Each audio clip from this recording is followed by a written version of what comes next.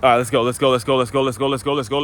Aswan Crookshank, your one and only Move Swiftly speaker, checking in for a daily Move Swiftly thought, giving you a perspective on teamwork that you will not get anywhere else. Coordinates Friday, March 8th, 2024, where in recent news, the legendary, who a lot of people consider to be the GOAT, college football coach and the gold standard, Coach Nick Saban has really, I guess it was a report or an interview or somewhere he was doing some sort of talk in which he revealed the real reasons in which he decided to retire, which again, anybody who's been in the business for a period of time, any length of time already kind of knew what the real reasons were. It's just, I guess the first time he's actually admitted it, and I'm not sure of the context of when he was asked the question or what the context was or whatever. I'm just going off what the report said.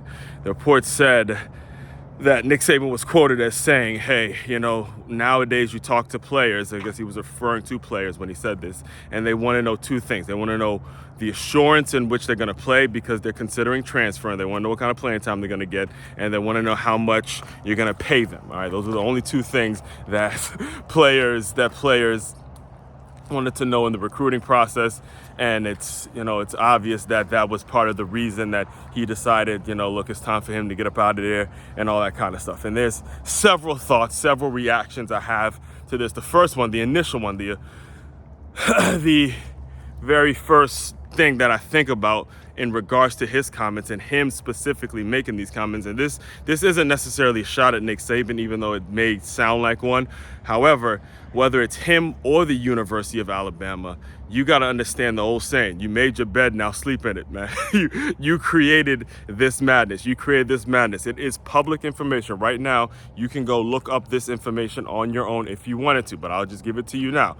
Since Nick Saban has been the head coach of Alabama since 2007, players have signed his players, former Alabama players, have signed NFL contracts that equal up to close to $2 billion. All right, that's with a B. $2 billion, as in boy. All right, they have reached that point. They've gotten to the, I believe the correct number, the specific number is $1.7 billion, something crazy like that.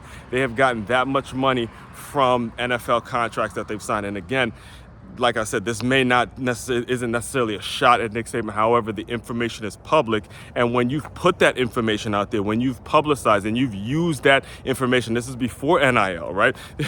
When you use that information as a way of enticing recruits, enticing that, the typical young black boy that's grown up in the inner city, being raised by a single mom, and you put information, and it doesn't even have to be single mom, just any young kid in general who has the talent to play in the SEC and play at big time college football. When you put the information out there in terms of this is how much overall that former Alabama players have signed for, again, that's going to the trade-off in which you're going to get when it comes to that is now players are going to come in now that they know how much you're making, they know the bag, they know the situation, they're going to want to get paid. They're going to get paid very handsomely. And again, you made your bed, now lay in it. You made your bed, University of Alabama, now you got to lay in it. Now you got to rest in it because this is the information that you made public. This is the information that you've chosen to use as a way of gaining leverage over certain recruits.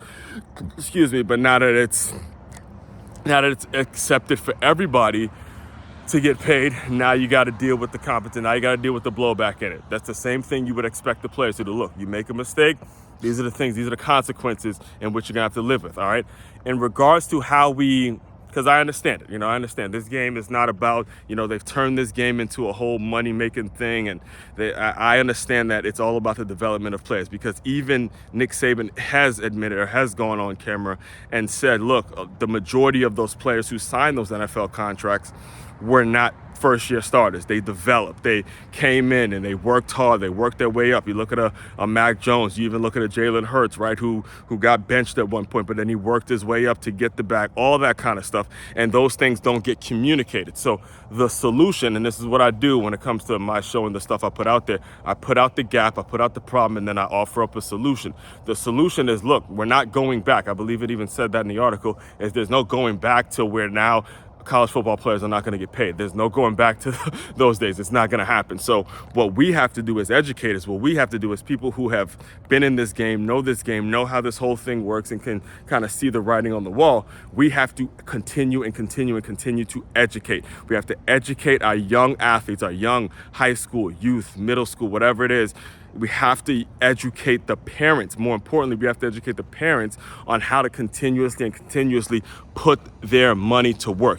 You have to make it so your money is coming in, and your son or whatever athlete, your son or daughter, whatever athlete is pursuing collegiate athletics, you have to make it so they focus on playing and they're figuring out ways in which their money is going to work for them. All right, I dive a whole lot into this in latest book titled Transferring D1, a practical guide on how to navigate the chaotic world of college athletics. Make sure you get it. It's on d1transfer.com, which I dive into it. I give very detailed discussions and detailed outcomes about how this whole thing is worked, because again, how this whole thing should work, because again, we're not going back to those days in which college football players are not getting paid, or college athletes in general are not getting paid. So we got to figure out ways to lay in the bed that is made, or we got to lay in the bed that's made.